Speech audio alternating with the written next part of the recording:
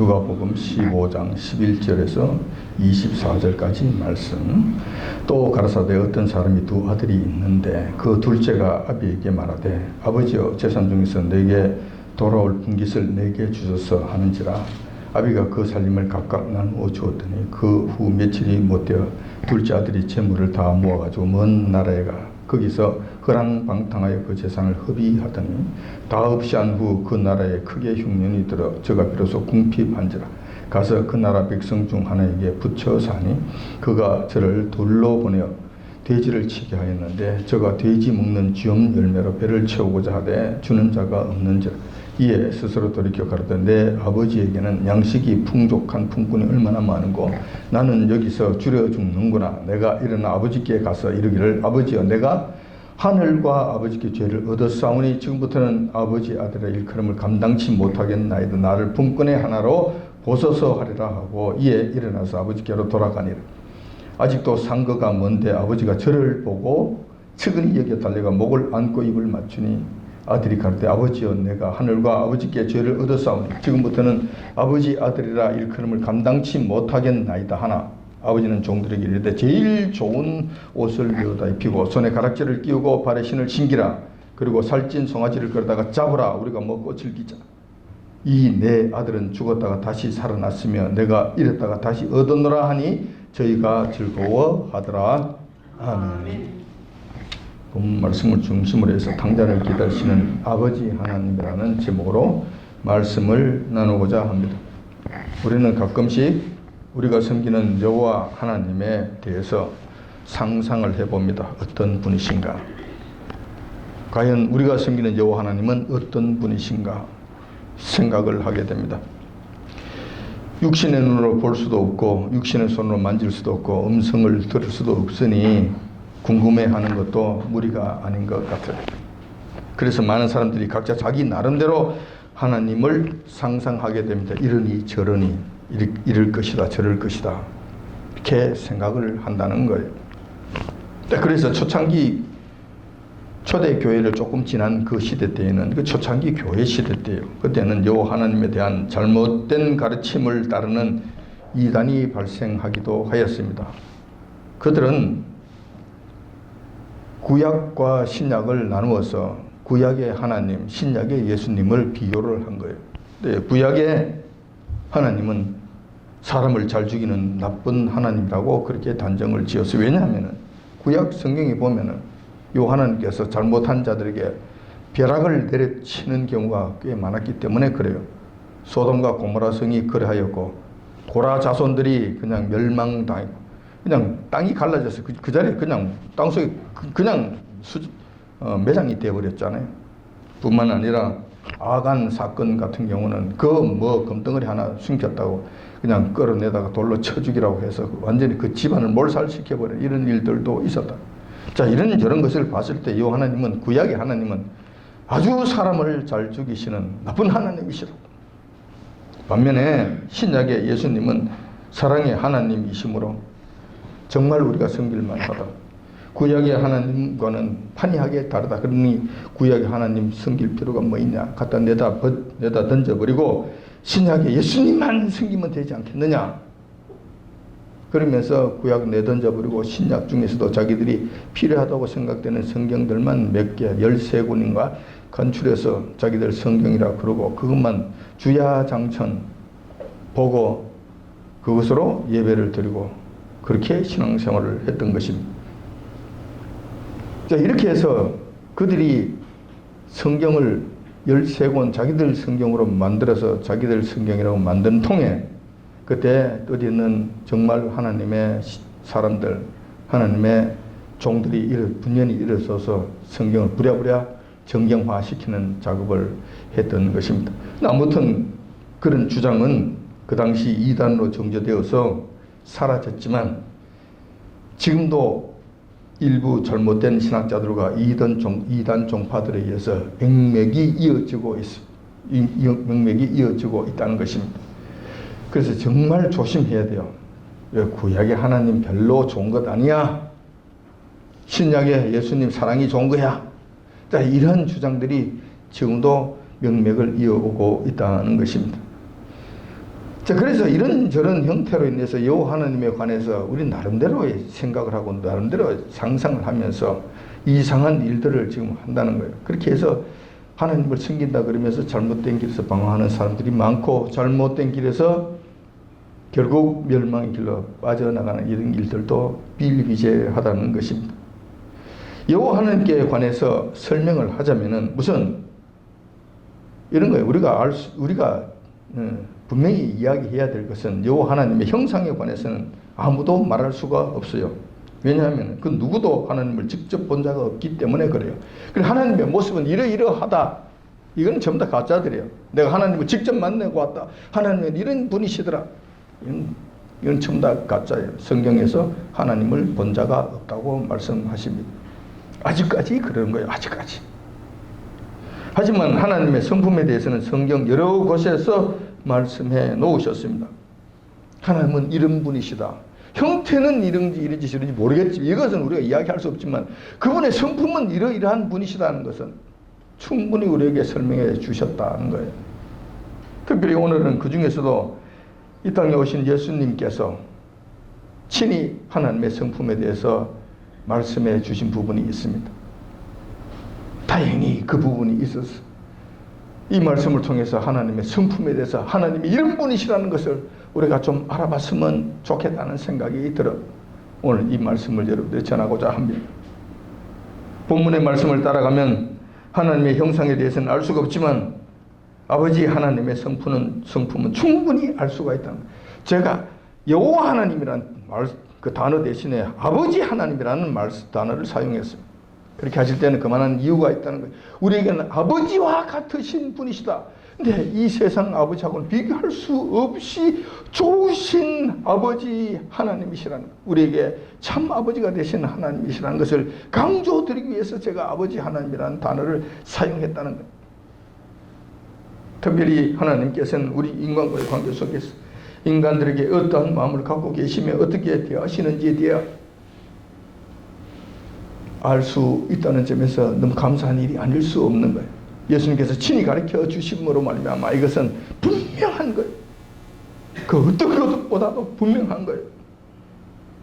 그래서 오늘은 예수님의 가르침을 통해서 아버지 하나님의 하나님 되신가 그분의 성품에 대해서 한번 살펴보고, 우리는 그런 하나님께 어떠한 마음으로 나아가며 그분을 대해야 되는 것인지, 그분을 섬겨야 될 것인지 한번 살펴보고자 하는 것입니다. 오늘 본문 말씀은 예수님께서 비유로 말씀하신 내용입니다.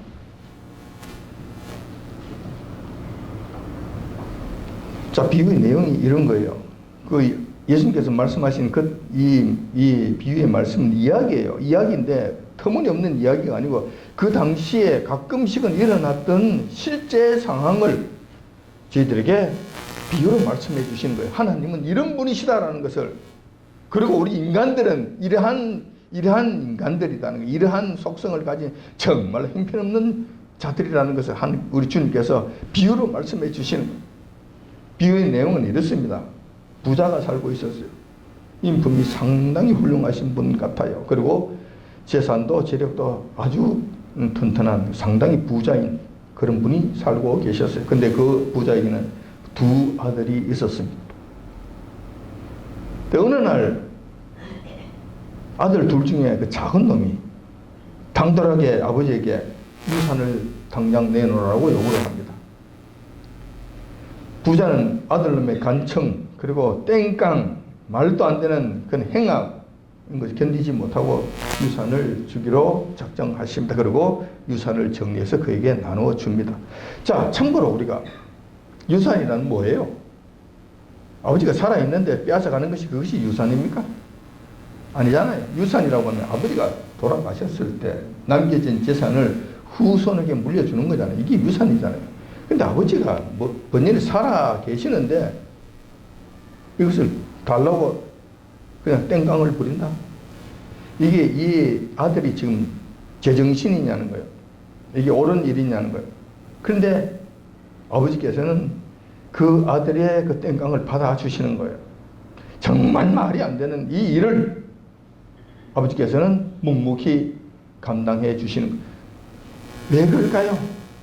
왜 그럴까요? 우리 성경에서는 그것을 아버지의 지극하신 사랑 때문에 그렇게 하신다고 말씀하시는 거예요. 지극하신 사랑 때문에. 그래, 내가 수모를 당해도 너가 기쁘다면 내 그것으로 좋지. 아직까지 살아있는데도 유산을 달라고 하는 거 보니 내가 빨리 죽었으면 좋겠다는 이야기구나. 좋아, 그렇더라도 너만 행복하다면 내가 참을 수 있어. 이거요. 이것 때문에 해주신 거예요. 개망난이쯤으로 보여져요. 이건 개망난이지. 이건 인간이라고 이야기할 수 없죠. 그 아들이 그 막대한 재산으로 추정되는 그 유산을 받게 되자 집을 나서게 됩니다. 자, 그때는 이렇게 할 수도 있는 거예요. 그가 유산을 달라고 했다. 좋다. 그거 하지 말아야 될 일인데 했다. 그까지는 좋다 이거예요. 아버지 어차피 돌아가시게 되면 유산을 나눠 갖게 될 것이니까 좋다 이거예요. 그거지. 만 번 양보를 해서 허락했다 칩시다. 그럼 그 유산을 가졌다고 해서 집을 나갈 일은 또 뭐냐 이거예요. 그 유산을 가지고 그 집에서 계속 같이 일을 하면서 같이 살면서 아버지를 공양하면서 아버지를 또 경외하면서 살면 안 돼요. 이러면 최선의 방법이었을 것 같은데, 정말 좋았을 것 같은데, 안전할 것 같은데, 문제가 없을 것 같은데, 뭐 그렇지 않는다고 할 것 같으면은 그럼 그 돈을 가지고 멀리 가지 말고 그 옆에라도 아버지 지금 거리에 그냥 뭐 자기 사업체를 만들어 놓고 거기서 아버지의 도움을 받으며 아버지의 코치도 받고 그러면서 아버지를 경외하고, 그 나에게 이 어마어마한 것을 줬으니 당연히 아버지를 경외하고 아버지를 돌보고 아버지에게 효도를 하고 살아야 되는 게 맞잖아요. 아버지 돌아가신 날까지 제가 책임을 지겠습니다 하면서 가까운 곳에서 살아도 되잖아요. 그렇다면 자선의 방법이 되겠지. 그런데 이놈은 그렇게 하지 않았다는 거예요. 도시로 들고 날라버립니다. 자기 딴에는 이렇게 생각했을 거예요. 농사 짓고 있다고 내가 농사나 지을 사람이냐. 근데 나가서 큰 사업체를 일궈서 삼성 회장처럼 내가 회장 의자에다가 그냥 멋진 벤츠 타고 비서 데리고 그냥 결전하는 멋진 회장이 되고 싶은 그런 꿈이 있었어요. 그리고 그 막대한 돈을 들고 그냥 도시로 뒤도 돌아보지 않고 달려가 버립니다. 이게 나쁜 놈이지. 아버지는 어떻게 하라고? 그 둘째 놈은 그 막대한 돈을 가지고 도시로 나갑니다. 그리고 나가서 사업을 하는 것도 아니었고 좋은 일 하는 것도 아니었습니다. 방탕한 놀이에 그 돈을 전부 탕진하게 됩니다. 자, 둘째 놈처럼 이렇게 살면 어떤 문제가 생기느냐 하면 우선 그 부모님이 피땀 흘려 모은 그 막대한 돈, 그 귀한 돈을 이제 탕진하게 돼요. 탕진하는 이 문제를 일으켜요. 두 번째, 그렇게 하면은 그가 재밌게 잘 살 것 같지만 건강을 잃어버립니다. 술이나 퍼마시고 밤에 잠 안 자고 그런 짓 하고 낮에는 그냥 속이 쓰려서 밥도 제대로 못 먹고 빌빌거리다가 저녁이 되면 또 술이나 퍼마시 이렇게 살 것 같으면 그 젊음이 유지가 되겠냐고, 그 건강이 유지가 되겠냐고. 건강 다 버려. 그렇게 되면 이 정신 상태가 어떻게 건강해질 것 같습니까? 완전히 정신 상태가 피폐해지는 거예요. 오늘 저녁에는 또 무슨 어떤 즐거운 일을 할까? 여기에 온통 정신이 빼앗겼네. 이게 정말 인간 쓰레기가 되는 거예요. 인간 쓰레기가 되는 거예요. 결국 백해무익한 자로서 끝나버리는 거예요. 그렇게 해서 인생을 망가뜨리고 그렇게 해서 많은 사람들에게 피해를 주고 죽어가는 거예요. 멸망의 길로 차초해 가는 거예요. 자, 이 길을 지금 이 둘째 놈이 갔다는 거예요. 근데 다행히 그가 죽기 전에 돈이 다 떨어져 버린 거예요. 돈이 다 떨어지자 유흥가에서부터 이제 쫓겨나는 신세가 되면 돈 없는데 누가 좋다 그래요. 돈 있을 때는 그저 막 도련님, 서방님 별소리 다 해가면서 난리를 치지만 돈 다 떨어지고 나면 누가 좋다 그럽니까?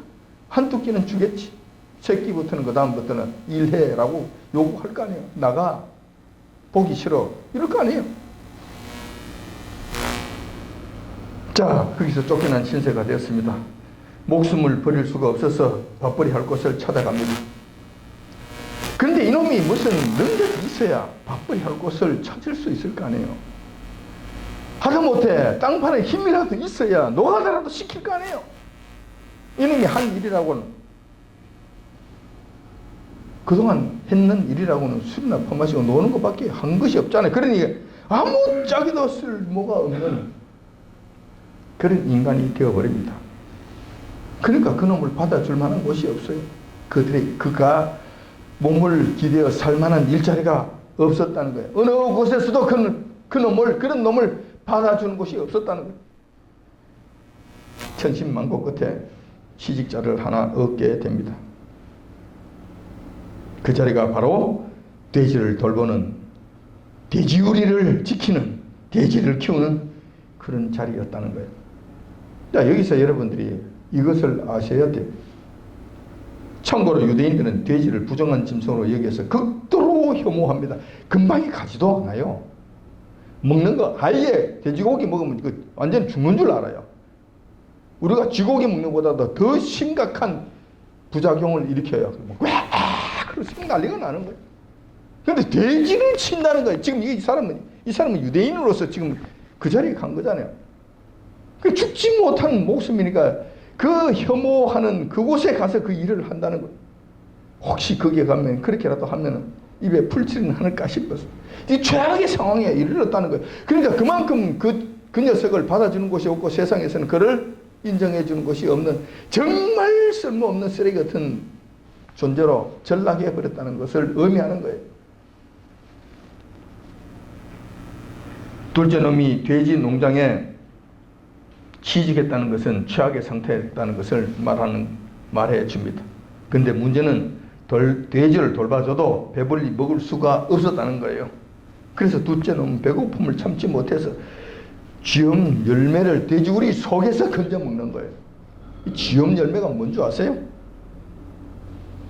소위 말하는 서양 콩이라고 이야기하면 되겠는데, 콩 중에서도 아주 질이 낮은 콩이에요. 그래서 이 콩으로는 그냥 동물들 먹이로 주는, 그리고 그렇게 해서 키우는 그런 콩이에요. 그래서 지극하게 가난한 사람들이 가끔씩 먹는 그런 콩이었어요. 그러니까 돼지우리에서 이 쥐엄 열매로 돼지를 키우는 돼지 사료를 주는 것인데, 그걸 그 중에서 골라서 지금 먹고 앉았는 거예요.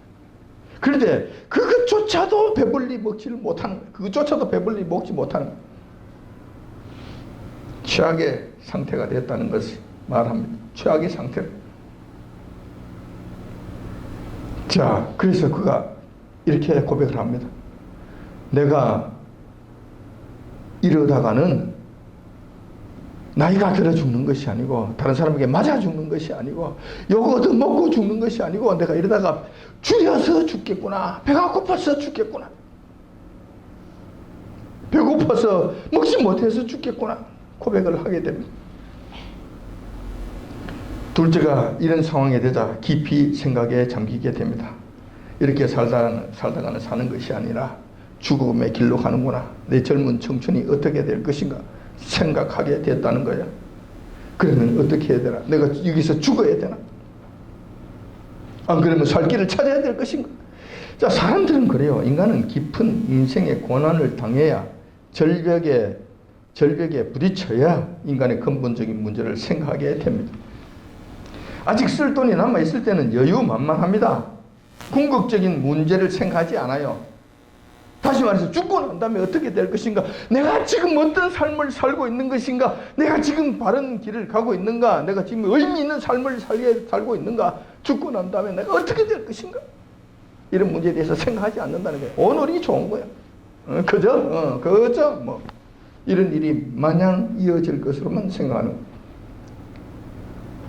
그런데 큰 암초에 부딪혀서 크게 절망할 그때, 정말 죽음이 자기 눈앞에 다가왔을 때, 그때 가서야 생각을 하는 거예요. 궁극적인 문제에 대해서 생각을 하는 거예요. 이 개망나니 같은 이 둘째 아들처럼 이렇게 되는 거예요. 둘째가 결단을 내리게 됩니다. 이렇게 저렇게 생각해 보니까 이것은 아니다라는 생각을 하게 된 거예요. 유일한 살 길은 이 세상이 아니다. 친구도 아니다. 돼지우리 취직하는 것도 아니다. 오로지 우리 아버지 집뿐이다. 우리 아버지 집밖에 살 곳이 없다는 것을 본인이 뼈저리게 깨닫게 됩니다. 내가 과거 아버지 집에 있을 때 내가 봤거든. 우리 집 하인들은 이렇게 살지 않아야겠거든. 우리 집 하인들은 쥐업 열매를 먹지 않아야겠거든. 그래서 따뜻한 밥을 먹었거든. 때가 되면 그들이 배불리 먹었거든. 신발이 떨어지는 일도 없었거든. 옷이 헤어지는 일도 없었거든. 우리 아버지가 다 그들을 돌봐줬거든. 우리 집에서, 우리 집안에서 가장 힘들게 가장 못한 자들의 삶이 바로 이러한데 나는 지금 뭐냐는 거야. 나는 그 아버지의 아들인데 나는 지금 뭐 하느냐는 거야. 우리 아버지 지금 비교해 보니까 정말 좋은 분이셨네. 내가 세상에 와서 이 나쁜 놈들하고 전부 다 한번 경험을 해보니 우리 아버지는 정말 훌륭한 분이셨어. 정말 후덕한 분이셨어. 이 세상의 사람들, 이 세상의 주인들하고는 비교할 수 없는 좋은 분이셔. 이것을 깊이 깨닫게 됩니다. 그래서 이제 이렇게 생각합니다. 내가 아는 곳이라고는 이제 우리 아버지 집밖에 없지 않나. 내가 갈 수 있는 곳은 아버지 집밖에 없지 않나. 그래, 아버지 집으로 가자. 아버지 집으로 가자. 이렇게 결단을 합니다. 그러면서 이렇게 다짐을 합니다. 이제 아버지 집에 가기는 가는데 더 이상 아버지를 아버지라 부르지 말자. 이제부터는 우리 아버지 집에 가서는 아버지를 아버지라 부르는 것이 아니라 주인이라고 부르자. 왜냐하면 아버지 유산을 다 갖고 왔기 때문에 아버지와 나와의 아들과의 관계는 이제 다 깨진 것이잖아. 더 이상 주장할 수 있는 근거가 아무것도 없지 않나. 그러니 아버지라 부르는 것이 아니라 합당치 않다. 주인이라고 부르자. 그리고 더 이상 아버지에게는 나를 아들이라고 부르라고 하지 말자. 부르는 것이 감당치 못한다. 단지 똑같은 아버지의 일꾼이라고 부르시라. 머슴이라고 불러달라고 하자. 자, 이렇게 해서 나는 아버지 집에 머슴으로 가서 살자. 그러면 내가 줄여 죽지는 않을 것 아닌가. 그래도 아버지 집에서 머슴은 행복한 삶이 보장되고 생명이 보장된 것 아닌가. 우리 아버지 집의 머슴은 내가 생각했던 그 어떤 집 주인의 하인보다도 행복한 삶이었어. 아버지께로 가자. 이렇게 해서 결단을 내립니다. 돼지 우리 돌보는 것을 집어치우고 고향 땅 아버지 집으로 향하게 됩니다. 그나마 이렇게 결단을 했다는 것이 얼마나 다행인지 모르겠어요. 자살하는 사람도 있을 거 아니에요. 끝까지 버티기다가 나 같은 놈은 아버지 집에 갈 자격이 없어. 그러면서 그것이 마치 자기 의인 양, 마지막 자기 자존심인 양 버티기다가 자살과 폐인으로 그냥 죽어버려요. 거지로 살다가, 노숙자로 살다가 그냥 스스로 멸망해버려. 그런 자들이 얼마나 많아요. 그나마 이 둘째 놈은 피해를 하였지만 아버지께로 돌아가겠다는 이 결단을 한 거예요. 그러나 얼마나 다행한지 알 수 없습니다. 그런데 예상치 못한 일이 발생합니다. 아들이 터덜터덜 아버지 집을 향해 갑니다. 저 멀리서 아버지의 집이 보입니다. 고향의 집이 보입니다. 고향 땅이 낯익은 길들이 보이기 시작합니다. 아버지 집이 보이기 시작합니다. 일꾼이 일하면서 떠드는 소리가 아스란히 들리기도 합니다. 개 짖는 소리도 간간히 들립니다. 둘째 놈의 심장이 뛰기 시작합니다. 아버지를 만나면 내가 뭐라고 이야기할까? 물론 돼지우리 속에서 자기가 결심한 말이 있어요. 더 이상 아버지라고 부르지 말자. 하인이라고 불러달라고 하자. 다짐한 말들이 있어요. 그렇지만 그 외에 다른 말들은 내가 무슨 말을 할까? 아버지를 만나면 내가 무슨 낯짝으로 아버지를 볼까? 형님을 보면 형님에는 무슨 말을 할까? 하인들에게는 내가 뭐라고 이야기를 할까? 망감이 교차하면서 가슴이 뛰기 시작합니다. 자, 저게 이제 언덕이 보이고 나무가 보이네. 자, 언덕만 넘으면 아버지 집인데, 바로 아버지 집인데, 저 언덕까지만 가자. 그리고 나무 밑에 가서 바로 아버지 집으로 달려가는 것이 아니라 거기에 숨 한 번 고르자. 언덕 밑에 앉아서 다시 한번 정신을 차리고 마음을 가다듬고 아버지 집으로 가자. 터덜터덜 그러면서 그 나무를 향해서 걸어갑니다. 망감이 교차하니 머리를 들 수가 없습니다. 기쁜 마음이 아니니 달려갈 수도 없습니다. 그냥 이렇게 그냥 터덜터덜 걸어가고 있는데 그 언덕 위에는 그의 아버지가 먼저 나와 계셨던 것입니다. 그리고 땅을 보며 터덜터덜 걸어가고 있는 아들 먼저 바라보고 달려가 나갑니다. 자, 그래요. 항상 아버지는, 우리가 섬기는 여호와 하나님, 우리의 아버지는 항상 먼저 기다리시고 먼저 우리를 보십니다. 우리가 먼저 보는 것 아니에요. 우리가 먼저 찾는 것이 아니에요. 물론 말을 먼저 한 것도 아버지셨습니다. 아버지는 아들을 먼 발치에서, 그 먼 발치에서 보자마자 집 나간 둘째 아들이라는 것을 바로 알아차리십니다. 아버지는 아들이라는 것을 알아차리자마자 신발이 벗겨진 줄도 모르고 채통을 차릴 겨를도 없이 뛰어나가십니다. 아들을 끌어안고 볼에 입을 맞추십니다. 그리고 이렇게 말씀하십니다. 아들이 말하기도 전에, 말할 여가도 없이 아버지가 이렇게 말씀하십니다. 너 어디 아픈 데 없느냐? 우리 아들 다시 한번 보자. 우리 아들만. 내일 나갈 때는 언제고 지금도 오느냐? 이렇게 말씀하실 수 있잖아요. 말씀하지 아니하십니다. 우리 아들이 아니냐? 우리 아들 얼굴 한번 보자. 아픈 데 없느냐? 그동안 어떻게 지냈나? 전날 잘 돌아왔다. 내가 많이 기다렸단다. 많이 기다렸단다. 매일같이 기다렸단다. 내가 혹시 죽지는 아니하였는지 살아 돌아왔으니 다행이다. 살아왔으니 나는 기쁘다. 아들이 겨우 정신을 차리고 돼지 우리에서 준비한 말을 아버지에게 꺼냅니다. 아버지, 이제 아버지라고 제가 부를 자격이 없습니다. 지금부터는 아버지가 아니고 나를 이 집에 무슨 하는데 아버지가 무슨 소리, 야들아 여봐라, 우리 죽었던 아들이 돌아왔다. 그 말을 다 끝나기도 전에, 나기도 전에 무슨 말을 하느냐? 여봐라, 하인들아, 빨리 와서 우리 아들, 지금 옷이 완전히 누더기 옷이네. 완전히 거지 옷이네.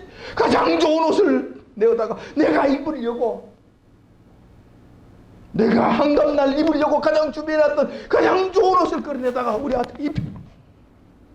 신발이 다 헤어졌구나. 발가락이 다 나온 가장 좋은 신발을 내어다가 우리 아들을 신겨라. 그리고 반지를 손에 끼워.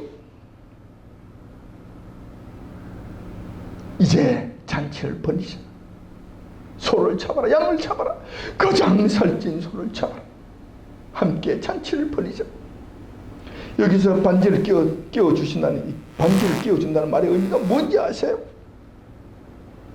이 반지는 권위를 상징하는 거예요. 아버지의 권위를 상징하는 거예요. 아버지의 권위를 아들에게 물려준다는 이야기예요. 다시 말해서 내가 죽게 되면 아버지의 권한을 여기서 너가 행사할 수 있다는 증거로, 그 권위로서, 그 건설로서, 그 증거로서 아버지의 반지를 거기서 끼워주는 거예요. 이 뭐가 되는 겁니까? 완전히 거지에서, 하인에서, 정말 죽음의 직전에서 아버지의 정말 아들로 완전히 회복되는 역사가 일어난 거예요. 오늘은 이런 이야기, 좀 그럴듯한 이야기네, 재밌는 이야기네, 이거 동화로 만들어도 괜찮겠네. 이렇게 된다면 별 의미가 없어요. 그것만으로도 우리에게 교훈이 되겠지만 그 외에도 이 말씀을 통해서 우리는 많은 교훈을 얻을 수 있는 거예요. 한 예수님의 이 비유에서 예수님께서 친히 말씀하신 이 이야기예요.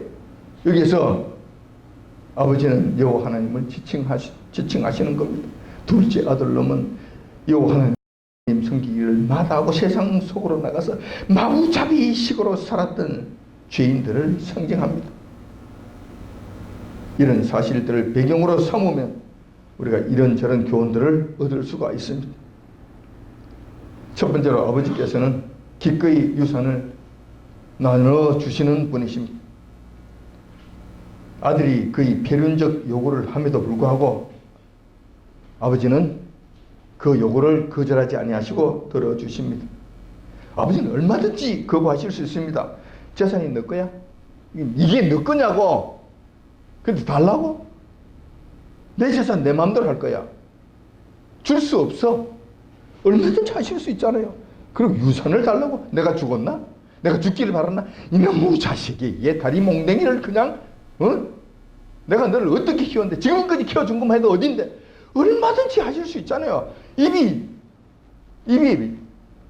그냥 10개라도 할 말이 없는 이야기다. 얼마든지 하실 수 있는 거예요. 얼마든지 하실 수 있는 거예요. 1절 말씀하지 아니하심. 그것을 말씀하지 아니하심. 충분히 아들을 이해하고 충분히 아들을 사랑하시고 아들의 뜻을 존중해 주신다는 거예요. 자, 여호와 하나님은 우리에게 이러한 분이시다. 욕을 하지 아니하신다. 우리 강제적으로 무엇인 것을 강압적으로 뭘 하려고 하시는 분이 아니시다. 우리의 의사를 충분히 존중해 주시는 분이시다.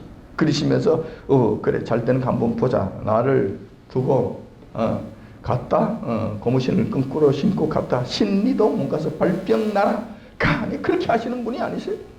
만약에 그렇게 하셨다면 우리 주 하나님께서는 그 날마다 나무 밑에 기다리시면서 아들을 기다리면서 서고 계시지 아니하셨을 거예요. 정말 잘 되기를 바라신 거예요. 정말 너가 잘하기를 바라신 거예요. 너가 성공하기를 바라신 거예요. 안 되면 돌아오기를 바라시는 분이셔요.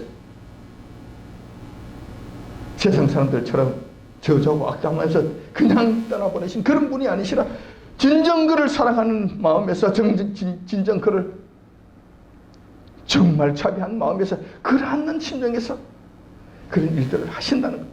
자, 지금도 마찬가지. 우리가 여호와 하나님 앞에 하나님 나 지금 하나님 모르겠거든요. 싫거든요. 세상이 좋거든요. 세상 좀 살아야 되겠거든요.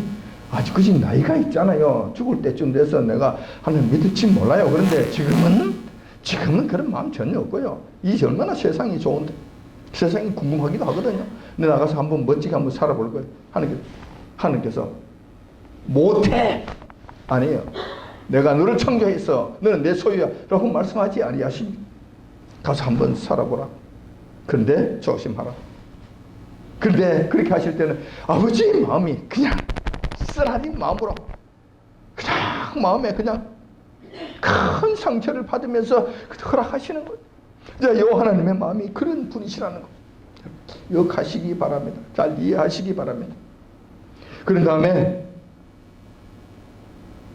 여호와 하나님은 집 나간 아들을 기다리십니다. 집 나간 아들을 미워하거나 괘씸하게 여기지 아니하십니다. 아들이 집을 나간 뒤부터 아버지는 날마다 아들이 돌아오기를 기다리십니다.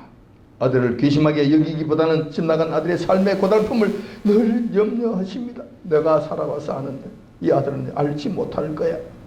세상이 녹록하지 아니하는데 악한 자들이 드글드글 하는데 이 세상 공중권세 잡은 흑암의 세력들이 모든 것을 지금 지배하고 있는데 그 속에서 산다는 거 정말 힘들 건데 어떡하려고 저러나. 그 가운데서 정말 밥은 얻어먹고 사는가? 잠은 제대로 자는가? 옷은 입고 사는가? 이런 생각을 하시는 거예요. 그래서 염려를 하시는 거예요. 하나님의 마음이 늘 이러하십니다.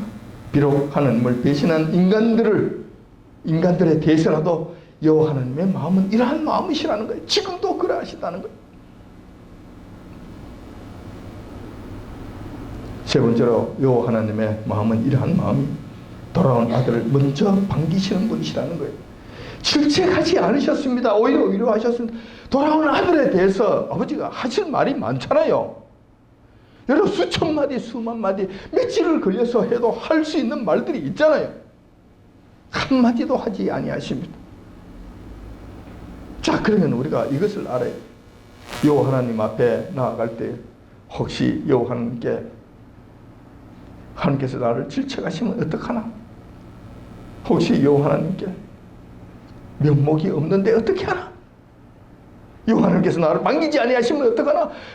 나 같은 죄인은 내가 용서받지 못할 죄인 아니야 하고 지레짐작하고 먼저 결정을 내린다면 이것은 큰 잘못을 범하는 것이다. 어떤 측면에서는 또 다른 교만이 그를 죽음의 길로 내모는 일이 된다는 거예요. 아니야, 나는 내 죄를 내가 책임져야 돼. 내 같은 놈은 안 돼. 그러니까 아버지가 갈 수 없어. 자, 이렇게 되려면 아버지의 마음을 깊이 상처를 준 데에서 또 다른 상처를 주게 될 뿐만 아니라 아버지 되시는 하나님을 또다시 무시하는, 그 정성을 무시하는, 또 다른 죄를 짓게 된다는 거예요. 아버지께서는 넉넉하게 용서하실 수 있는데, 아버지께로만 가야 이 모든 것이 해결될 수 있는데, 아니야, 나는 그렇게 할 수 없어 한다면은 이것 자체가 또 다른 교만이 된다는 거예요. 아니야, 나는 잘못한 거야. 아버지 앞에 정말로 잘못한 거야. 진실로 그렇게 했다면 아버지 앞에 무릎 꿇는 것이 옳지.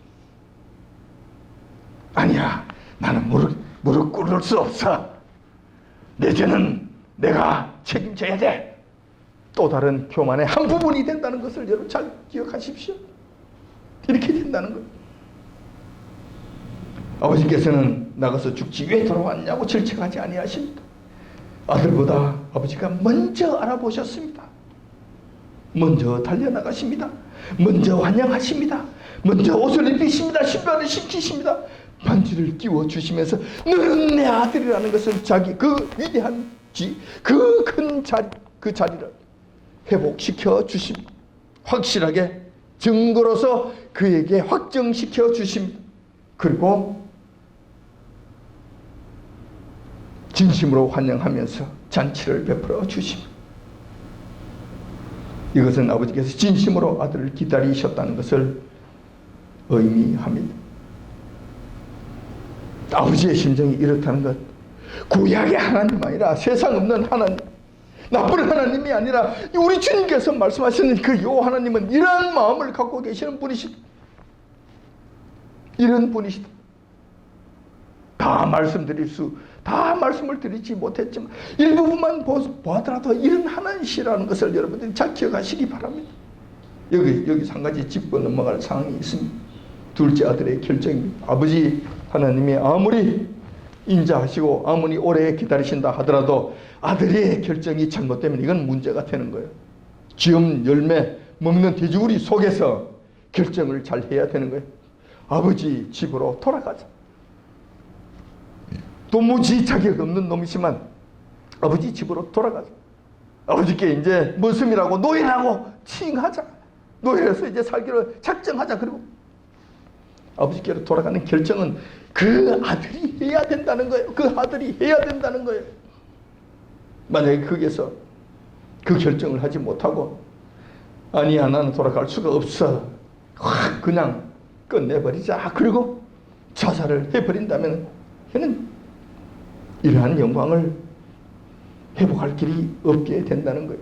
지금도 수많은 사람들이 그런 것을 보게 되면 세상이 힘들다고, 삶이 고달프다고, 더 이상 희망이 없다고, 지음 열매조차 먹을 수 없는, 줄여서 죽게 되겠구나 하는 이런 지경에 이르렀을 때 그들은 주로 자살을 선택하게 됩니다. 수많은 사람들이 지금도 죽고 나가고 있고, 아버지께로 돌아오는 것 대신에 죽음으로써 아버지의 마음을 또 더 괴롭히는 이런 일들을 하고 있다는 거예요. 그렇게 된다면 그런 소망이 없다는 거예요.